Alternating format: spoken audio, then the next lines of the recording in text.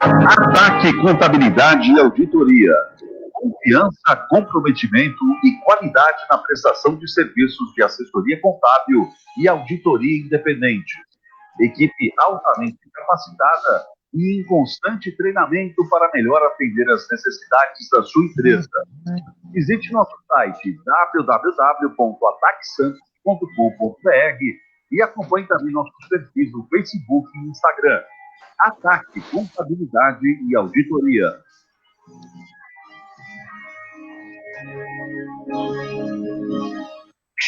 Talvez esse seja o momento mais difícil de nossas vidas. O mar já não tem mais o movimento desse encontro diário, já não tem o abraço, o sorriso e a mesma vibração. Agora, uma coisa é certa, isso vai passar. E logo, logo vamos sair dessa mais forte. Carinho, empatia. Eu acho que essas atitudes são tudo que a gente precisa. Por isso, bonitinha, bonitão, faça a sua parte, se cuide, fique em casa e não se esqueça. Com a Blumed, você pode contar. Negócio e fortalecer a sua marca? Então não perca tempo. Entre em contato com a Santos Press Comunicação Integrada, com uma equipe multidisciplinar formada por jornalistas, publicitários e relações públicas capacitados. A Santos Press Comunicação Integrada está pronta e preparada para promover a sua empresa, porque o seu resultado é o nosso negócio. Venha nos visitar e fazer uma parceria de sucesso. Visite o nosso site www.santospress.com.br. Para mais informações, atendimento@santospress.com.br ou no telefone 3221-5833. Máxima é uma vida de alegria. Máxima é ter tempo pra viver. Máxima é a sua lavanderia. 5 lojas sempre pensando em você. Lava, seca, passa com tecnologia. Cuida de você pra você curtir a vida. Máxima e lavanderia. Acesse e conheça maximalavanderia.com.br.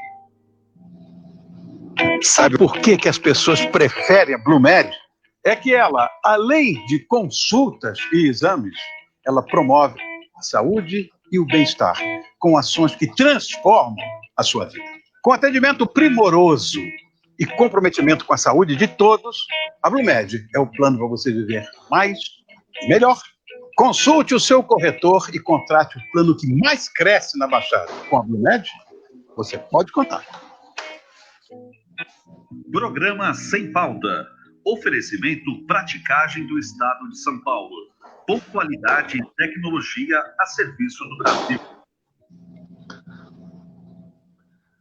Boa noite. Estamos começando mais um programa Sem Pauta nesta noite de segunda-feira. Prazer muito grande ter você, nosso internauta, que nos acompanha em áudio e vídeo, sempre de segunda a sexta-feira, das 7 às 8 da noite. Sempre levando muita informação, entretenimento e você podendo participar e prestigiar desde já do nosso programa, através do nosso WhatsApp, 991230237, 991230237, você participando em áudio e vídeo conosco nesta segunda-feira, dia 6 de julho, dia que temos o prazer de receber mais uma vez aqui o nosso amigo Toninho, Antônio Pires Gomes, presidente do sindicato aqui da Indústria da Panificação e Confeitarias de Santos e região. Toninho, obrigado pela oportunidade. Boa noite, seja bem-vindo ao Sem Pauta mais uma vez.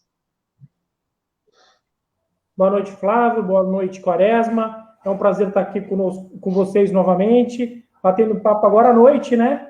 Mas com certeza é um prazer aí revê-los. Muito bem. Também conosco nesta segunda-feira temos o prazer de receber aqui o José Renato Quaresma, empresário que gentilmente participa do nosso programa, para poder bater um papo aqui falar sobre futebol, falar sobre os negócios dele aí, da sua holding, e falar aí do universo do mundo. Obrigado, Zé Renato, pela participação. Boa noite, seja bem-vindo ao Sem Pauta mais uma vez. Bom, Flávio, boa noite a todos, boa noite ao Antônio. Agradeço mais uma vez o convite. E deu sorte, porque eu acabei de ouvir agora, não estava ouvindo vocês falar, mas vamos lá, vamos falar das novidades que nós não temos muito, né? Tudo quase a mesma coisa no dia a dia. É verdade. Daqui a pouquinho o Nilton Domingues também vai participar conosco, mas eu vou chamar o Marco, que é o nosso operador aqui. O Nilton daqui a pouco já vai estar entrando aqui em áudio e vídeo. O Marco vai colocar aqui um boletim da Prefeitura de Santos com a jornalista Tatiana Aldi. Com você. cidade de Santos registrou nesta segunda-feira 10.932 casos confirmados de Covid-19. São 475 casos suspeitos e 171 pessoas estão internadas, 73 delas em UTIs. O número de mortes confirmadas por conta da doença é de 386 pessoas. Existem mais 13 em investigação.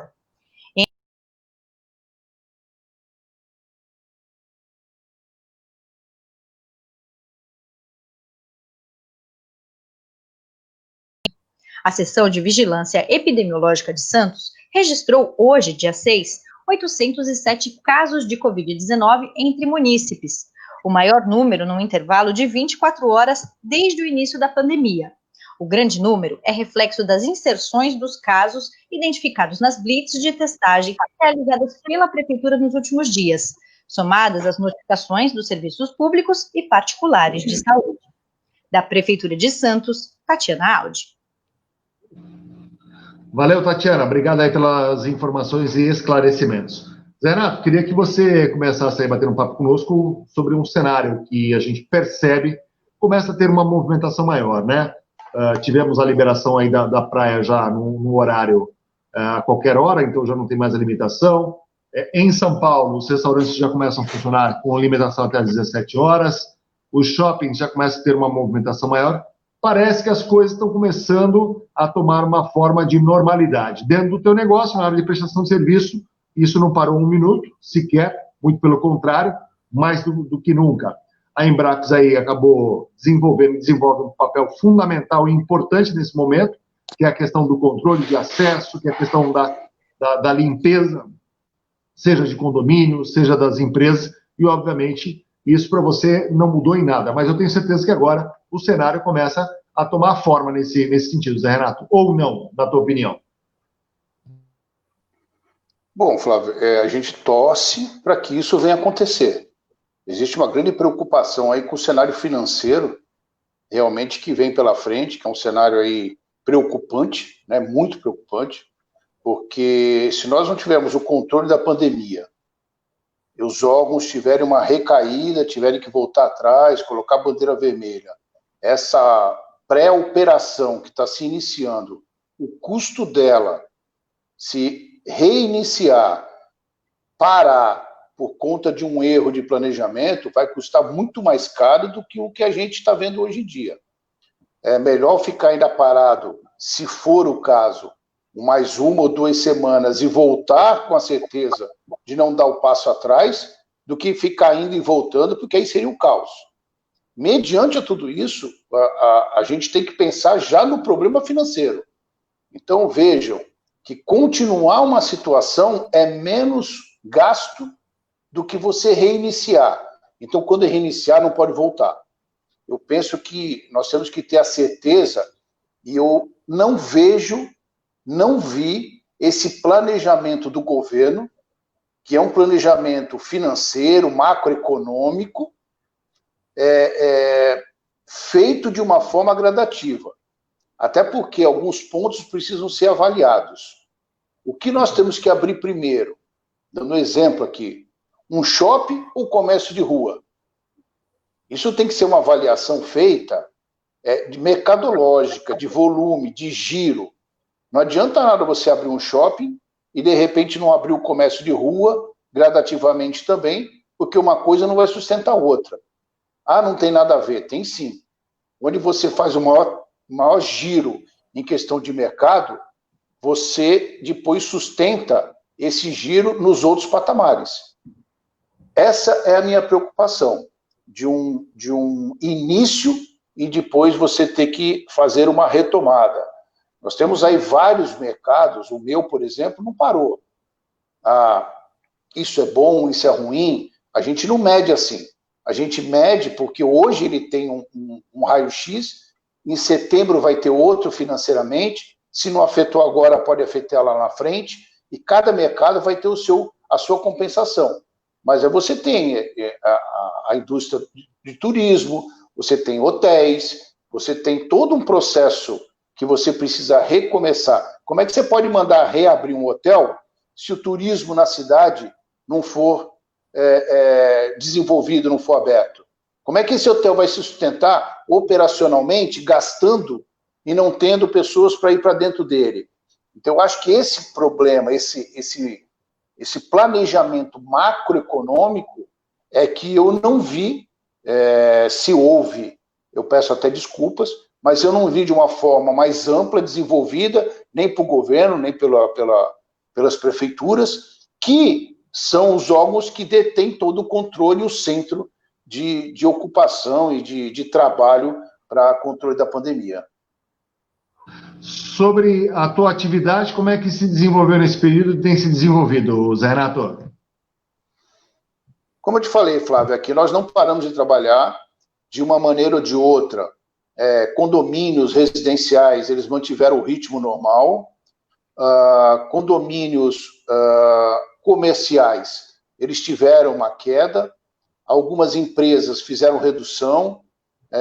Alguns comércios, tiveram uma redução também. Essa redução, nós fizemos todo um trabalho aqui de recuperação de férias. Então, nós trabalhamos com a estrutura de mudança de férias para todo mundo, onde a gente foi pondo recuperação. Quem tinha férias para tirar, tirou, voltou a trabalhar, tira do outro, e a gente foi girando a empresa nesse processo. Isso fez com que hoje a gente tenha praticamente, vou falar para você um número, 10%, se tiver, de pessoas com férias para tirar na empresa. Todos tiveram essa compensação. Então, aqui a empresa não parou. A logística de mão de obra foi se ordenando, foi trabalhando. Mas a gente também não pode falar que houve um crescimento como vinha tendo antes da pandemia. A terceirização, ela tinha um processo de crescimento que era maior. Mas com o advento da pandemia, as pessoas não procuraram para limpeza, não procuraram... Não aconteceu isso. Em alguns setores, sim. Mas aí é uma troca de setor. Você parou de ter portaria, administrativo, recepcionista, como você falou, controlador de acesso, e aí teve um pouco mais de procura na limpeza. Mas não foi um número grande, porque todo lugar tem limpeza. Então as pessoas também aproveitaram a própria mão de obra que tinham para utilizar. Muito bem. Mandar aqui um abraço para a doutora Suzana Moraes, que está nos acompanhando. Obrigado, advogada. Aqui o Carlos Henrique Cruz, da Ataque, que gentilmente participa do nosso programa, nosso parceiro. Obrigado, Carlos Henrique. Nicola Margiota, doutor Nicola Margiota, obrigado aí pela audiência. Um abraço. Ana Lúcia Teixeira, boa noite a todos. Obrigado, Ana Lúcia, pela audiência. Tereza Lozano também nos acompanha. Obrigado, Tereza. Boa noite. Tá aqui. Grande Zé Renato, meu amigo de infância. Não. Zé Renato, você é contemporâneo da Tereza? Não é possível. Tem alguém é gato aí. Alguém é gato. A Tereza, de boca fechada, ela já tira sarro. Ela de boca aberta, meu amigo, aquela mulher é fabulosa. Você não ri com ela, você chora. Entendeu? Mas, Tereza, um beijão para você, pro Macão, meus amigos, ó. Coração aí, sabe? É verdade. Mandar aqui um abraço para o Alfredo Nogueira, que também está nos acompanhando. Ô, Toninho, como é que tem sido para você aí o sindicato, nesse momento aí, em relação às padarias, que tem um papel fundamental, já que é a questão do segmento alimentício, e não parou, tomando os devidos cuidados, né? Algumas padarias que eu tenho sempre, não para tomar café, né? Porque lá não se pode tomar café nesse momento, mas comprar um pão, comprar um frios, tem tido aí todos os cuidados, pelo menos umas 3 ou 4 que eu tenho aí frequentado, tem tido o devido cuidado com relação à questão do álcool gel, a questão, às vezes, do controle de temperatura, a questão do distanciamento social. Parece que elas têm feito a lição de casa nesse sentido, Toninho. Sem dúvida. A gente teve, apesar de continuar em atividade durante todo esse período, a gente teve um impacto grande em perda de faturamento, né? E uma necessidade de se adaptar ao nosso negócio. O melhor exemplo disso é o próprio delivery, né? Que não era um serviço muito comum entre as padarias e que hoje quase que todas estão praticando esse serviço aí como uma forma até de recompor aí parte dessa perda financeira que a gente teve, perda de faturamento. Assim, eu vejo que nas padarias a gente tem feito um esforço bastante grande para a manutenção dos postos de trabalho, apesar de ter sido colocado várias ferramentas aí, suspensão de contrato, redução de carga horária, eu vejo que foi muito utilizado aí a antecipação de férias, o empresário do setor preocupado, até porque a gente tem uma expectativa desta retomada, e até pelo fato da gente continuar trabalhando. Acho que a gente tinha esse compromisso e acho que, de alguma forma, a gente tem correspondido aí a essa necessidade de manutenção dos empregos e da própria economia. Quero também compartilhar e colocar que eu concordo com o Quaresma, que acho que falta um pouco de planejamento dessa retomada dos órgãos municipal, estadual. Acho que você criar uma reabertura da economia, onde a pizzaria só trabalha até as 17 horas, como está acontecendo em São Paulo, ou que o bar funcione só até as 17 horas, me parece um pouco incoerente. Acho que é necessário ter um protocolo e se garantir aquele protocolo. Acho que é isso que vai garantir a segurança para os nossos clientes, independente da atividade comercial, e também dos nossos próprios colaboradores. Acho que algumas das medidas que estão sendo adotadas demonstram um pouco de incoerência. Você reabrir algumas atividades durante um período de somente 4 horas, talvez você esteja criando aglomerações nesse período mais curto. Então, são alguns pontos que eu acho que precisariam ser discutidos de uma forma mais ampla e não top-down, como em algumas situações eu achei que têm sido tomadas essas decisões. Então, compartilho aí com a fala do Quaresma aí, que me antecedeu. E você está certo, Flávio, acho que as padarias, até por terem trabalhado durante esse tempo todo, e hoje isso é uma exigência do próprio cliente, do consumidor, que está muito mais atento às questões de higiene, de saúde. Existe uma preocupação em relação ao problema e à pandemia que a gente está vivendo, e a gente tem que conviver com esse cenário durante algum tempo. Enquanto não surgir uma vacina, a gente tem que aprender a conviver com esse cenário. E acho que as padarias estão indo muito bem nesse sentido, assim, em termos de sinalização, de distanciamento, obrigatoriedade de uso de máscara, não só pelo pessoal de atendimento, mas também o pessoal interno de produção, reforço na higienização. Então, todas as medidas que têm sido colocadas aí, seja pela prefeitura, seja pelo governo, as padarias têm adotado muito rapidamente. Acho que mais do que o protocolo, isso é uma exigência do próprio cliente e consumidor. Então, quem não fizer isso vai ficar para trás. Essa, com certeza, é uma realidade que vai ficar até pós-pandemia, uma preocupação maior em relação a essas questões. Zé Renato, queria que você falasse sobre os ensinamentos nesse momento de pandemia, porque agora o que é colocado é que agora nós teremos o novo normal, né? Então, há uma modificação com relação à forma de proceder, há uma série de considerações a serem feitas a partir de agora.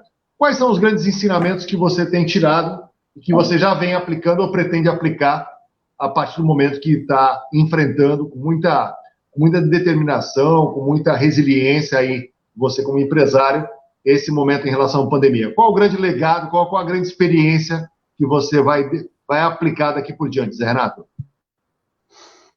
Olha, Flávio, é difícil dizer aprendizado, porque foram tantos. Mas, em questão empresarial, posso dizer para você que todo o processo nosso de comunicação com os funcionários foi muito mais criativo, foi muito mais dedicado, informação para eles do dia a dia, de como tinham que se proceder, o que eles tinham que fazer.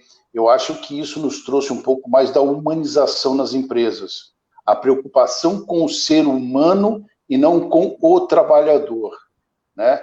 Aqui, você me conhece há algum tempo, sabe, sempre foi uma preocupação nossa da pessoa. A gente tenta trazer para dentro da Embrapes a pessoa que quer trabalhar. Eu acho que isso teve um crescimento muito grande. Mas, questão de aprendizado no geral, eu tenho minhas dúvidas, Flávio.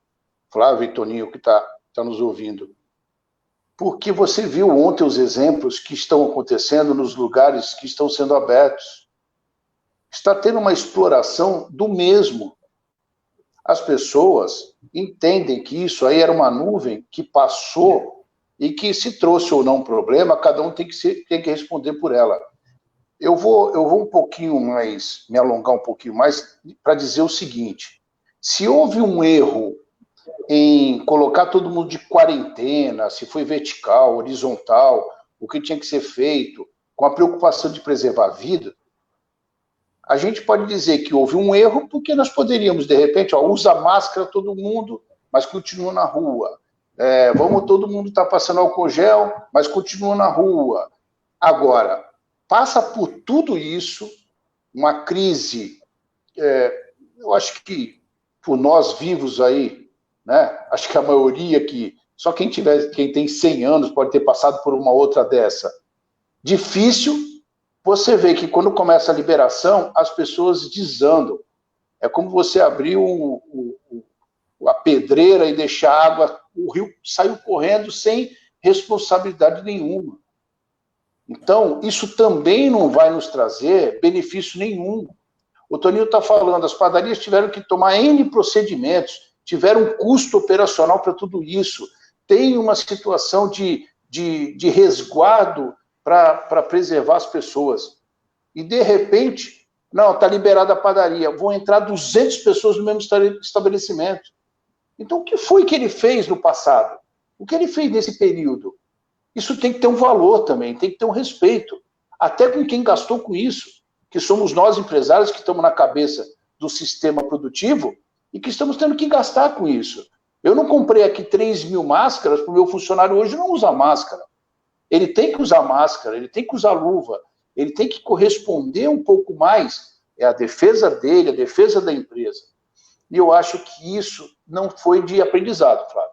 Quando você fala o que se aprendeu, muitos vão aprender a dar mais valor à vida, ao próprio trabalho, porque o financeiro, né, vamos dizer assim, vai vir agora na frente. Algumas pessoas vão começar a sentir um pouco mais o desemprego que houve 2, 3 meses atrás. Eles vão sentir agora para agosto, setembro, outubro, final do ano. E a gente aprendeu a dar valor à vida, onde a gente tem que trabalhar, tem que produzir, e algumas pessoas vêm e descarregam isso como uma irresponsabilidade danada. Então a gente tem muito que aprender ainda. Eu acho que esse é o verdadeiro fato. A Tereza Lozano, ela coloca falta de responsabilidade social e coletiva aqui na visão da Tereza Lozano. Obrigado, viu, Tereza, pela consideração. Toninho, qual o aprendizado que você enxerga aí para o panificador, né, para o empresário como um todo aí do segmento, né? E quarta-feira é o dia do panificador, né? Obviamente, serve até para poder estar falando um pouquinho a respeito das inovações, o que pretende se desenvolver ou já vem se desenvolvendo as novas práticas dentro do segmento. Toninho, como presidente. Primeiro, eu queria colocar que eu acho que houve uma supervalorização desse super normal. Acho que no início da pandemia, a gente criou-se esse termo, talvez porque a gente tivesse uma expectativa que toda essa pandemia pudesse trazer essa reflexão e nos tornar pessoas melhores. No entanto, quando a gente vê aí a retomada em alguns lugares, a gente percebe que isso, como o Quaresma falou, se perde um pouco. Infelizmente, acho que a gente tem uma oportunidade única de repensar algumas coisas de fato. Como que fica, reforçando até a questão da humanização que foi dita, eu acho que um ganho que talvez fique após a pandemia nessa relação do empresário é que eu acho que o sentimento empresário e funcionário, colaborador, acho que todos se viram nesse mesmo barco nesse momento. Acho que durante algum tempo, muitas vezes, o empresário parecia que era inimigo do colaborador, estava puxando para lados inversos. E, na verdade, um depende do outro. O empresário precisa do colaborador e vice-versa. Não adianta eu torcer contra, porque está todo mundo no mesmo barco. E eu tenho percebido, e acho que ao longo desses três meses, até porque a gente está passando por uma situação muito atípica, a gente teve uma compreensão por parte do funcionário, de entender o momento que a gente estava vivendo e das necessidades de alguns ajustes que eram necessários. Não só na mudança de procedimento, em termos do coronavírus e do protocolo de combate ao vírus, mas também do momento delicado que a gente estava passando. Eu acho que já existem muitas empresas que estão fechando, mas o impacto agora ainda não é do coronavírus, né? Eu entendo que a maior parte das empresas que estão fechando nesse momento já vinham com alguma dificuldade financeira, mas eu vejo que algumas empresas estão postergando alguns pagamentos que foram concedidos como benefício até para gerar um maior fluxo de caixa agora, de fundo de garantia, de simples, de uma série de impostos para o último trimestre, em que a gente não vai ter uma economia tão aquecida, ou a gente não vai voltar para o mesmo patamar do nosso negócio até o final do ano.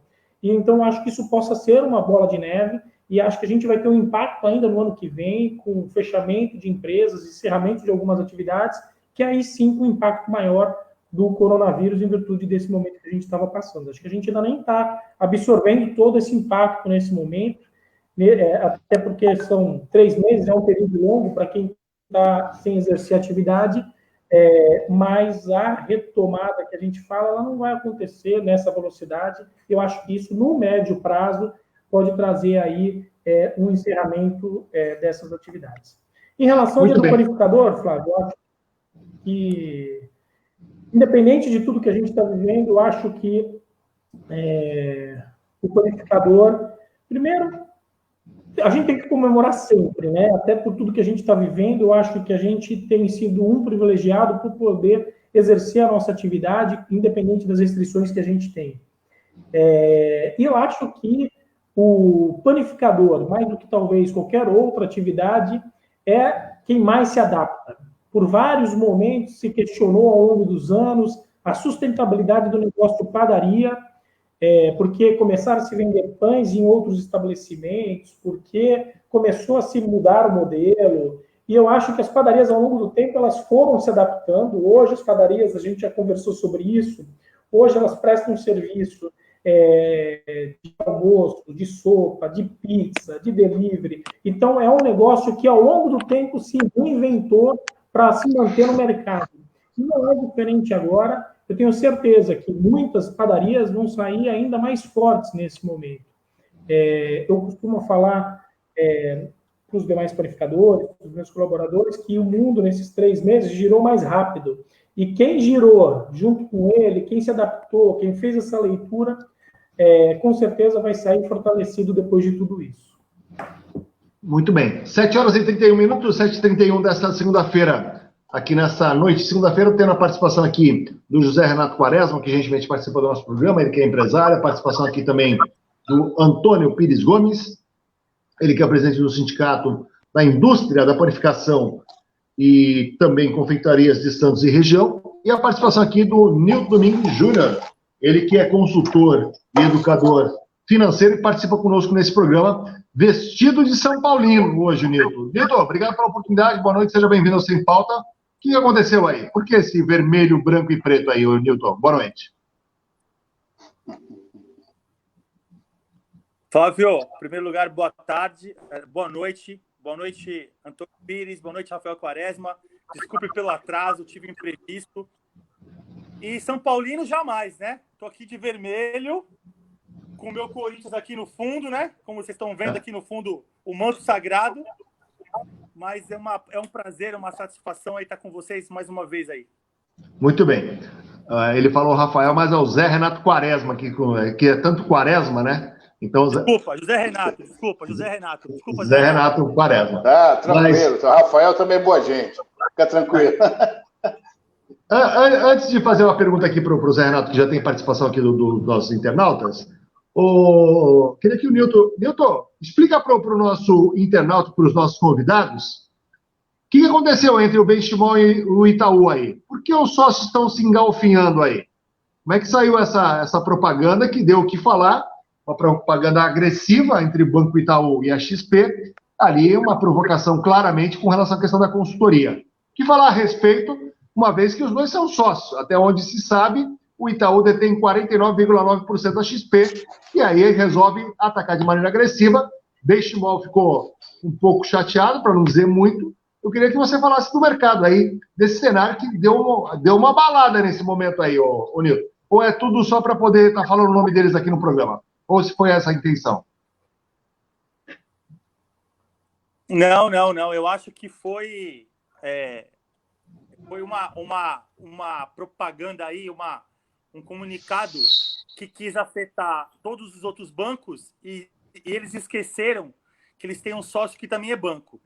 Na verdade, de um tempo para cá, 2, 3 anos para cá, a XP está ganhando muito terreno, né? O Itaú, já vendo isso, foi lá e comprou a XP. Quer comprar 100%, mas a XP não quer vender, não quer passar de 51% porque quer deter, né, o poder das decisões.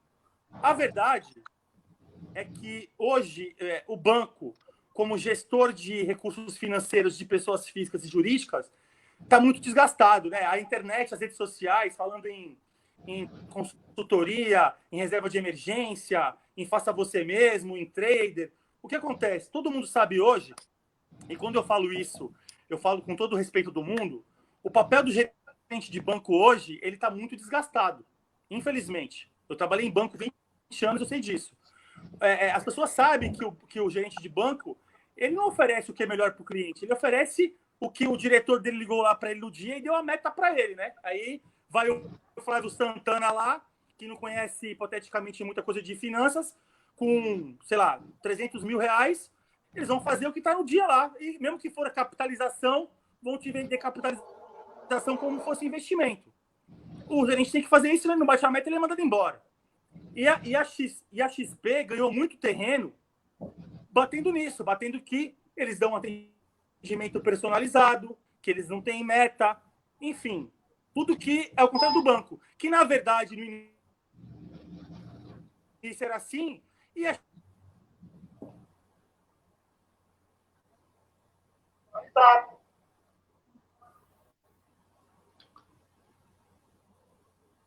eu não sei se o Nilton... Pode falar, Nilton. Não está ouvindo você. Pode falar. Do Itaú, o Van Gogh do Santander, teoricamente, eles têm que atender 300 clientes, né, por gerente. Um consultor da XP hoje atende 200, 250. Então, o que eles pregavam no início, que era um atendimento personalizado, era uma coisa que ia visar as características e as necessidades individuais do investidor, já não é mais, na realidade. Mas o discurso teórico continua.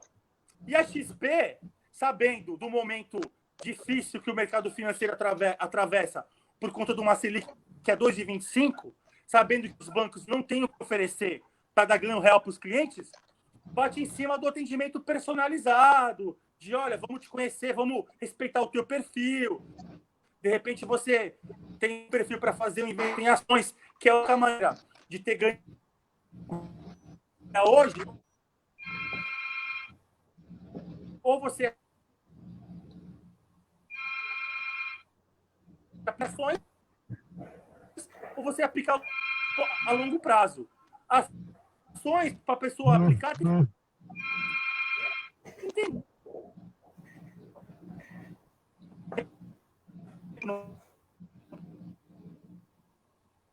Eu não sei se o Nilton agora cortou ou está dando para ouvir. Roubar de alta renda dos bancos, atirou no fogo amigo do Itaú, que foi junto no embalo. É isso mesmo. Em linhas gerais, acho que o Nilton conseguiu sintetizar exatamente essa situação de quis confrontar os concorrentes, mas esqueceu que um dos concorrentes, inclusive, é o seu sócio, no caso, a XP, e vão ver os próximos passos. Zé Renato, tem uma participação aqui. Obrigado aí pela participação. Faz uma pergunta. O Hamilton Marques. Hamilton, obrigado pela participação. Boa noite. Ele diz o seguinte: boa noite a todos. Afinal, José Renato Quaresma é candidato à presidência do Santos? Não vi o nome dele citado na matéria de hoje em A Tribuna. Forte abraço. Hamilton Marques pergunta. Zé Renato. Um grande abraço, Hamilton. Ele virou a página, não estava na página, na parte de trás. Não apareceu em nenhum lugar aí. Não apareceu em nenhum lugar. Na verdade, falando um pouco do Santos aqui, a gente vem tentando, os grupos vêm tentando conversar. A gente está buscando com que a gente tenha uma união para a administração do clube. O clube hoje se encontra numa fase financeira, estrutural, muito ruim, difícil. Não será uma pessoa que vai salvar o Santos, não acreditem nisso. Quem é santista como Hamilton, quem é santista como eu, a gente hoje que está lá dentro, a gente vem desenvolvendo essa ideia com várias pessoas. Eu não estou falando aqui de discussãozinha, nós estamos falando de discussões mais amplas. Inclusive, um dos que estão na discussão, pode ser aberto aqui, dentro desse grupo, é o Berenguer, presidente da XP, que o Nilton estava falando, ele está no grupo que nós estamos desenvolvendo, para que a gente possa trazer alternativas de nomes conjuntos de um grupo que a gente possa formatar para que venha ajudar o clube, não é salvar o clube. Salvar sozinho ninguém vai salvar. Nenhum dos candidatos que estejam lançando a campanha solitária, achando que eu e o meu grupo vamos, esqueço, isso não dá mais. Se puder juntar 2, 3 grupos que possam trazer uma qualidade de pessoas para ajudar o clube, esses sim terão que ser as pessoas que vão ser encaminhadas, porque nós passamos por uma fase ruim, de mandatos ruins, nós estamos numa fase muito ruim, e o clube hoje está numa situação não menos ruim do que aquela que está atrás do Nilton ali. O nosso clube ainda está um pouquinho melhor. Aquele ali atrás do Nilton está pior. Mas é uma situação bem grave que a gente vem passando aí pelo clube. Eu não respondi, né, Flávio? Não, está respondido aí com relação a isso. Antes de passar para o Toninho, Nilton, eu acredito que agora você está ouvindo bem aí com relação a isso. Como é que você entende que vai ser esse imbróglio aí do Campeonato Paulista, que faltam duas rodadas aí para começar as quartas de final, e já um compromisso de voltar a volta do Campeonato Brasileiro para agosto? Só que faltaram de combinar isso com o Campeonato Paulista. Não sei se o Nilton está nos ouvindo aí, que queria que você falasse a respeito, Nilton.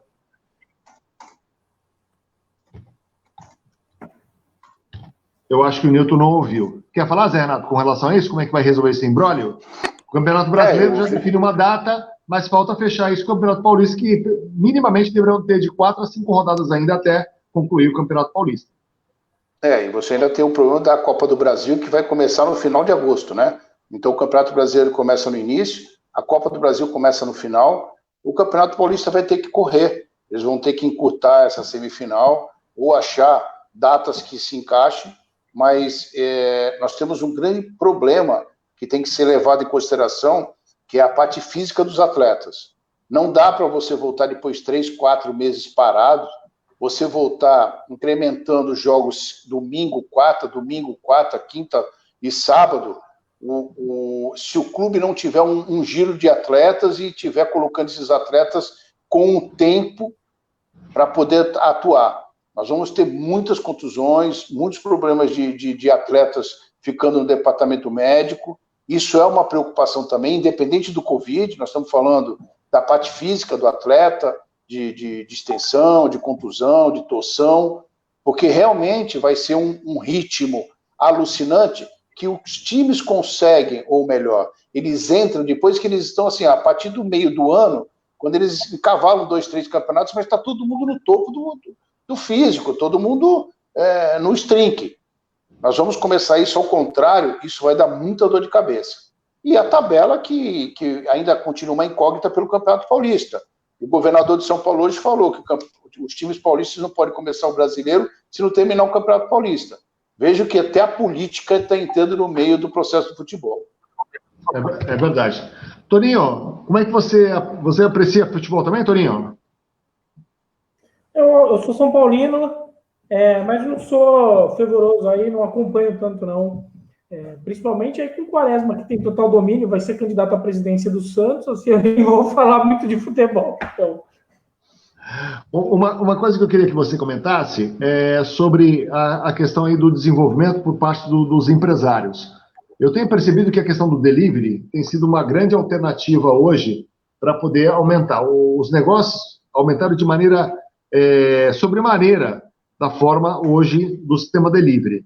O que você pode falar a respeito das panificadoras? Vocês têm um estudo, vocês têm um percentual de quanto isso tem impactado da questão do delivery? Dá para mensurar com relação a isso, Toninho? Olha, como eu falei, o delivery não era um serviço muito comum entre as padarias. Há um ano atrás, de quase 1.000 padarias que existem na Baixada Santista e Vale do Ribeira, apenas 5 estavam no principal aplicativo de delivery do Brasil. Então, o serviço de delivery não era comum nas padarias aqui da Baixada Santista e Vale do Ribeira. Em virtude da pandemia, né, todas as padarias recorreram a esse serviço como forma de minimizar a perda de faturamento. E o que eu tenho visto e tenho compartilhado com os empresários que têm me procurado, ou que a gente tem se encontrado, é que eu acredito que quem estiver fazendo isso de forma estruturada e rentável, tende a manter e até se beneficiar. Esse passará a ser o serviço que vai compor um negócio de padaria. Por que eu falo isso? Porque eu vejo que algumas padarias estão fazendo porque estou com um funcionário ocioso, entrego aqui perto, mas não tem uma preocupação em relação à sustentabilidade, porque existem custos nos serviços de delivery. Hoje, o principal aplicativo, ele cobra 27%. Ele é praticamente o teu sócio, ele tem mais do que 1/4 do teu faturamento pelo principal aplicativo. E mesmo no delivery próprio, é muito comum as padarias entregarem um raio menor, na proximidade existem custos nessa operação, não só de embalagem, mas custos de funcionário, e quem não estiver colocando isso na ponta do lápis, talvez acabe tendo um delivery não sustentável. Então, eu imagino, e a minha previsão é que aqueles estabelecimentos, aquelas padarias que estiverem fazendo isso de forma estruturada, tendem a se beneficiar, porque talvez algumas padarias não vão manter esse serviço pós-pandemia. Hoje, obviamente que o delivery, por mais que ele esteja muito em foco, em virtude do isolamento que a gente passou nos últimos 3 meses, ele não compensa de forma alguma a perda de faturamento que você tem. Ele é uma alternativa para minimizar isso. Se engana quem acha que o delivery é a solução para recuperar. Ele, obviamente, vai recompor uma parte do teu faturamento, mas são serviços totalmente diferentes. As padarias que têm área de mesa, de consumo, da Copa, que a gente está com uma série de restrições, a gente não compensa isso com o delivery. Hoje, o delivery, existem várias padarias, né? Tem as padarias que já trabalhavam com o delivery, que são essas 5 que já estavam no principal aplicativo, que já estavam um pouco mais estruturadas, e que hoje tem representado 15%, 18% do faturamento atual, que é um faturamento menor do que o que a gente tinha, mas eu acredito que quem mantiver esse serviço pós-pandemia, isso vem a representar uns 10%, 12% do nosso faturamento. Legal. Zé Renato, o Murilo Veloso participa do programa. Boa noite, Flávio. O Quaresma fala em união e também concordo com ele. Porém, sabemos ser utopia essa união. Cada um quer ver o seu lado. Acho muito difícil isso acontecer. Vai vencer a eleição quem apresentar um projeto de reconstrução do clube, já que é notório que está falido. Aí a fala do Murilo Veloso, Zé Renato. Eu acho que essa questão de união, ela já foi utópico, tá? Hoje em dia ela é um pensamento real. Ela é um pensamento em pró-clube. Eu acho que até a pandemia deve estar ajudando as pessoas a mudarem isso aí. O que a gente fala de união não é só pelo poder. É a união em busca de querer ajudar o clube. Nós vamos ter que deixar a política de lado e trabalhar com a realidade do que cada um pode mostrar. Se nós pensarmos novamente em estrutura política, por ser política como é em qualquer lugar e como sempre foi, os clubes hoje que estão fadados a não ter arrecadação em estádio, a não ter arrecadação de patrocinadores, pergunta para o Toninho se ele hoje coloca o nome do projeto que ele tem comercial da empresa dele na camisa de alguém, se ele sabe, Toninho, que isso não vai ser visto pelas pessoas, não vai ter volume, tá certo? Esse é um ponto hoje que é muito discutido dentro do futebol. Como é que vai ficar o marketing do clube? O marketing do clube hoje tem que ser mais próximo do torcedor, do sócio, e ele tem que captar. Isso que o Toninho falou da padaria serve também como exemplo.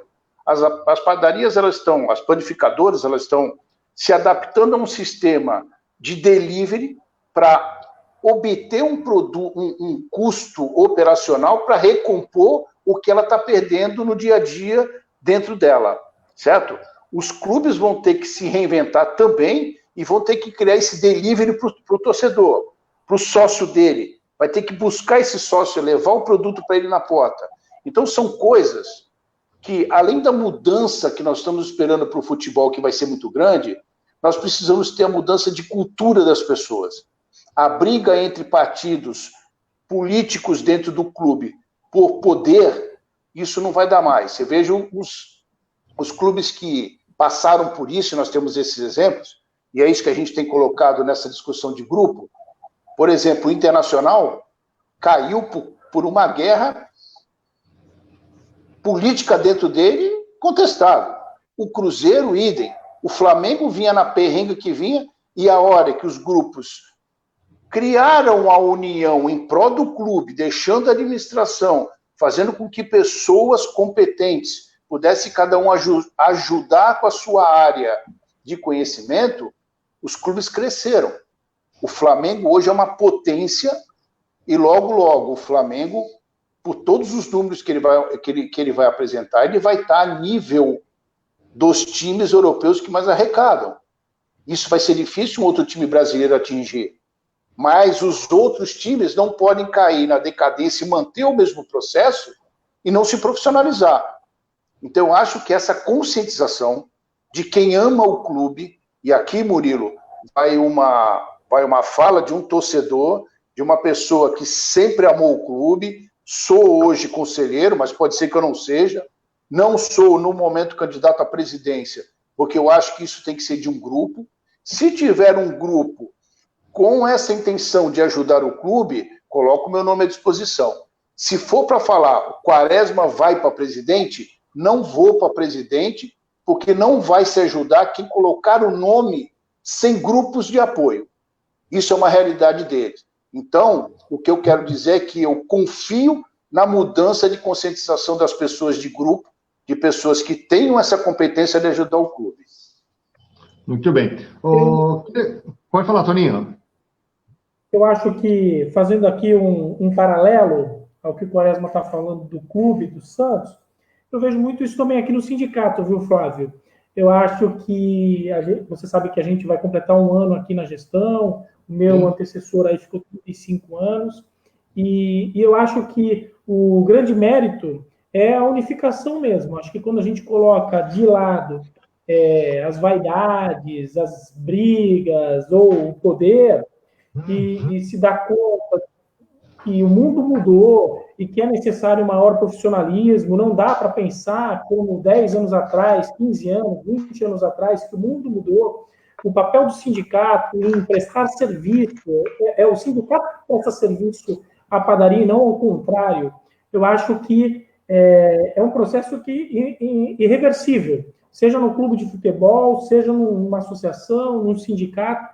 Eu acho que as pessoas, o sócio torcedor, ele só se afilia, acho que tem as questões de amor ao clube, mas hoje em dia todo mundo faz conta. Eu sou panificador, eu só vou ser associado ao sindicato se eu entender que eu tenho um retorno daquele investimento, porque eu sou um empresário. Se eu tiver que pagar um valor mensal e não tiver um retorno daquele valor, aquilo é custo, e eu, enquanto empresário, eu corto o custo.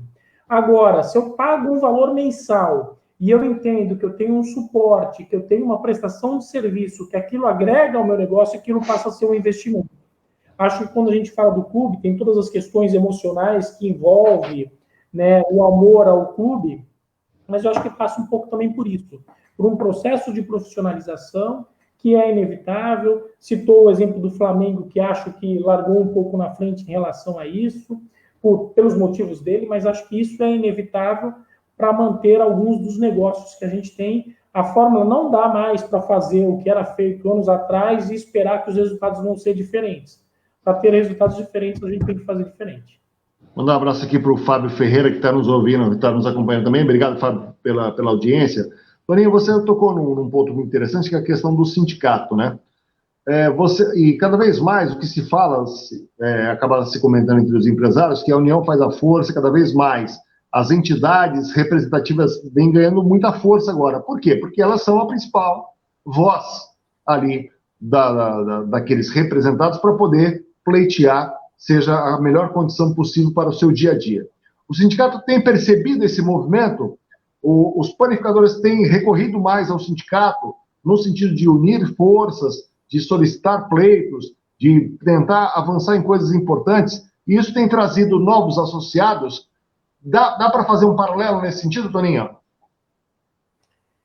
Claro, a gente, nesse um ano, a gente iniciou aí o primeiro semestre. O semestre do ano passado, olhando muito no retrovisor, por causa da herança que a gente teve, né, desses anos de sindicato, a gente solucionou boa parte dos problemas que nós herdamos, e acho que tudo é uma questão de credibilidade e confiança, né? Acho que quando a gente promoveu essa mudança e os panificadores viram que, não o Toninho, isso é sempre um grupo de pessoas, né? Eu costumo falar que, às vezes, eu sou o cara que aparece, que vem falar aqui na frente do público, mas não é o Toninho que faz nada sozinho. Existe um grupo de pessoas que trabalham tanto mais do que eu, e eu sou a pessoa que, às vezes, acaba aparecendo um pouco mais.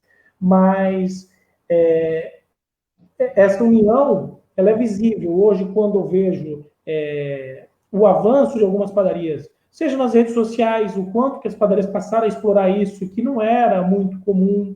Numa das reuniões que eu tive até aí na rádio, você, o Rogério, não me lembro, Flávio, comentou o quanto que as padarias passaram a ser um mercado para as agências de publicidade.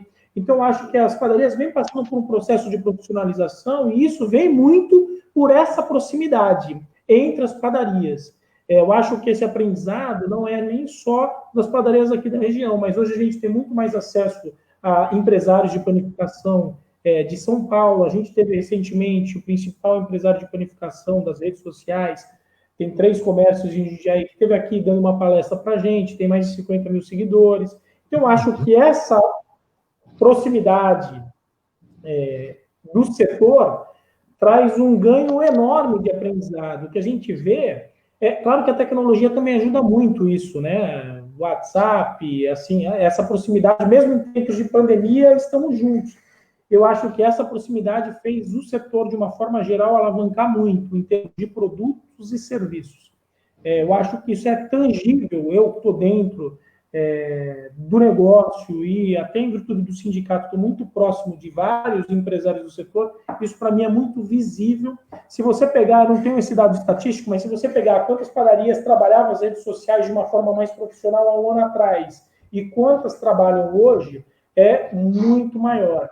E entende que parte disso foi dessa proximidade que o sindicato, essa mudança, essa transição que a gente tem feito, se tornou possível. A gente, no final do ano passado, promoveu um encontro, a festa de final de ano, para mais de 1.000 pessoas no Mendes Convention. Isso foi o maior evento de panificação dos últimos 20 anos. Então, acho que a gente só consegue ter esse avanço, seja em sanar parte dos problemas financeiros que tínhamos, promover um evento como esse, a partir da união. Acho que se você ficar brigando, você vai ser um sindicato e um setor pequeno. Eu acho que se você se junta para somar e potencializar, o céu é o limite e a gente... E acho que as padarias, fazendo uma crítica, acho que as padarias demoraram muito para dar essa resposta para o mercado. Eu já comentei com você também no encontro da rádio, que as padarias da nossa região talvez seja uma das padarias mais antigas, em termos de modelo, de formato, do estado de São Paulo. Isso vem passando por um processo de adequação, com as padarias que têm sido reformadas, ou que foram reinauguradas recentemente, e acho que o sindicato tem um papel relevante. Claro que isso vem muito do empresário também, né, obviamente, mas acho que o sindicato tem promovido essa união e esses encontros de forma bastante efetiva. Muito bem, 7h58, 2 minutos para as 8 da noite. Zé Renato, você falou aí durante o programa que a questão do ser humano tem sido muito importante com relação a isso, você tem desenvolvido a questão da comunicação. Então, mais que o colaborador, o trabalhador, não você está falando da questão do ser humano. Como é que vocês têm administrado a questão hoje, que é um problema muito importante, um problema que acaba causando para, principalmente, os pais, que é a questão da escola ainda não está em atividade, seja ela creche, seja ela escola, e isso faz com que as crianças ainda permaneçam em casa.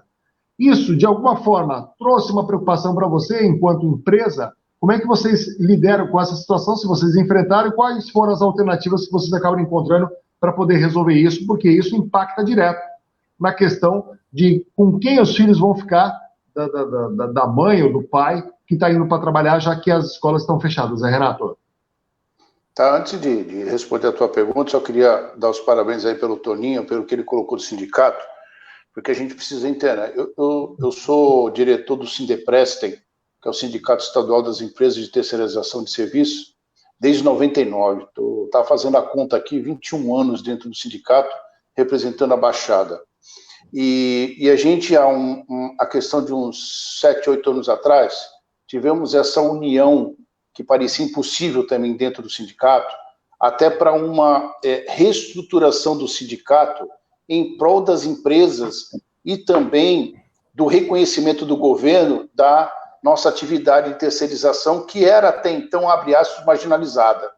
Achava-se que as empresas de terceirização elas não tinham esse potencial.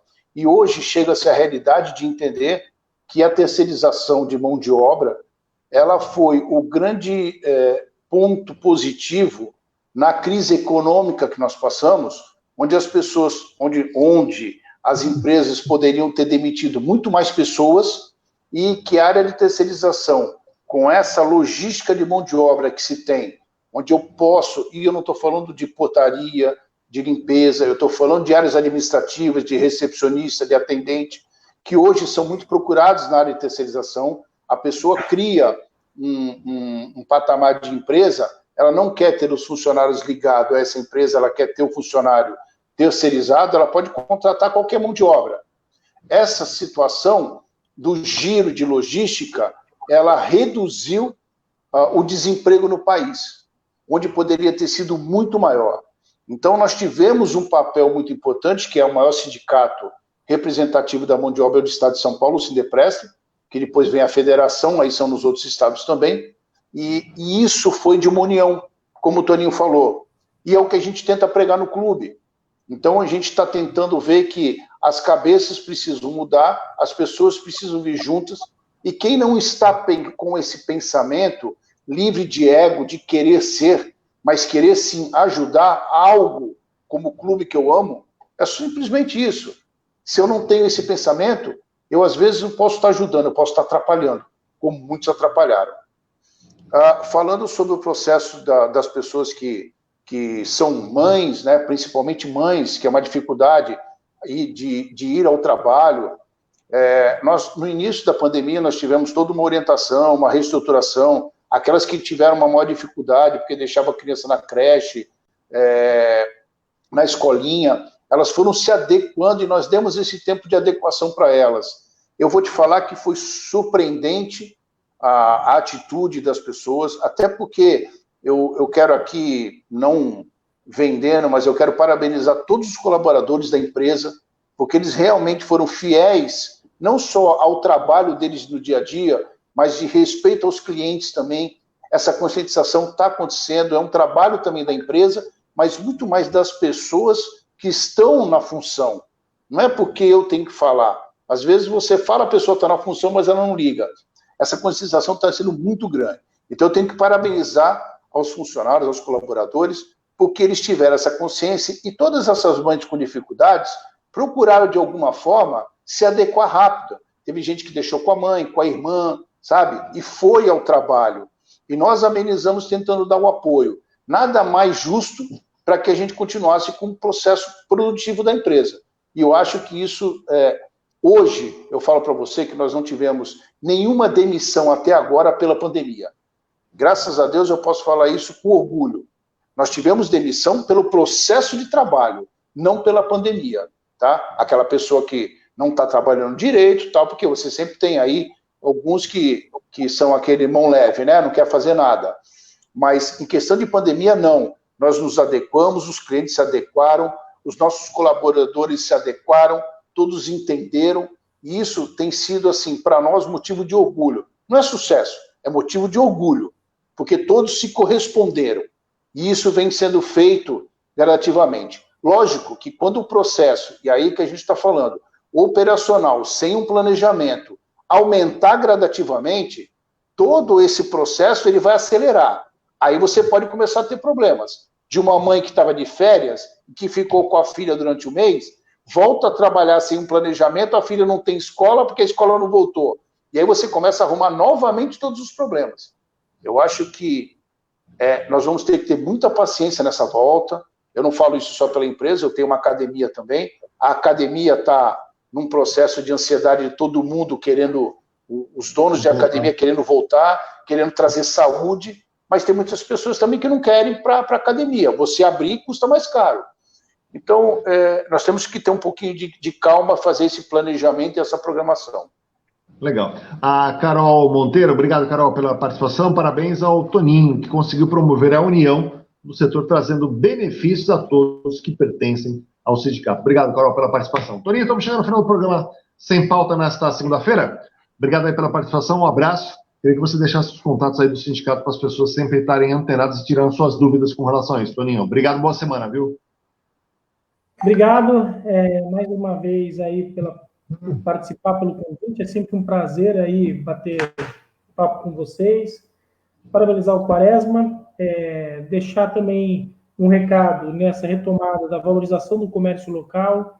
Lembrar que a padaria é o coração do bairro, sempre existe uma padaria próxima aí da nossa residência. Então, acho que é importante a gente também ter consciência da valorização do pequeno, que acaba passando mais dificuldade nesse período, tem mais dificuldade do acesso aos empréstimos, ao capital de giro. Então, acho que é importante a gente estar valorizando não só o comércio local, como a indústria local, né? Queria convidar vocês também para ir tomar um café, né? Na padaria Arco-Íris, que é perto ali da Embraps também, inclusive. Flávio, quando tiver essa retomada, estamos na expectativa que na semana que vem o governador aí classifique a Baixada Santista como zona amarela e que a gente possa aí ter a retomada de forma consciente, como o Quaresma falou, para que a gente não dê um passo para trás lá na frente, e de forma muito racional e criteriosa, para que a gente possa continuar avançando aí e não um retrocesso. Mais uma vez, obrigado, boa semana a todos vocês. Muito bem. Zé Renato Quaresma, obrigado pela oportunidade, um abraço, até a próxima, você possa voltar outras vezes aqui. Boa semana, viu, Zé Renato? Obrigado, eu agradeço mais uma vez. Quero dar os meus parabéns ao Toninho também pela colocação dele. Vamos tomar um café. Até que enfim ele pagou um café, né, Flávio? Porque você, olha, para pagar um café ali, viu, Toninho? É difícil. Difícil, é verdade. Apoiando completamente o que ele falou do comércio local. Eu acho que o comércio local, o comércio do bairro, o comércio municipal precisa ser fortalecido nesse momento. Nós precisamos visualizar as empresas que são da região, para que a gente possa voltar a fortalecer a região, tá?